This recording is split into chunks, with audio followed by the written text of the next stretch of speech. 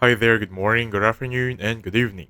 So on this video, let's talk about how to link a friend's WhatsApp account on your phone in 2025.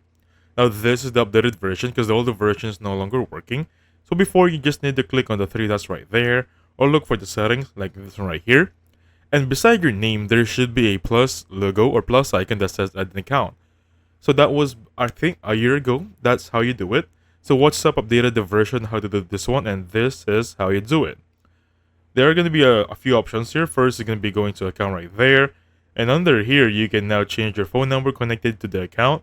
And you can link your account in here. Next up, if you don't want doing that, you can just directly go here on link devices. Click on link device right here. Oh, sorry, going back there. Click on link device right there. And basically, connect your new one on this option link a device. Again, guys, before they still have the plus icon beside your name.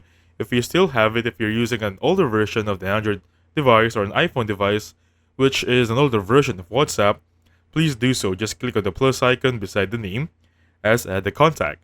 You can also click this one as invite a friend. Other than that, you'll be good to go. So thank you so much for watching. I'll catch you guys on the next one.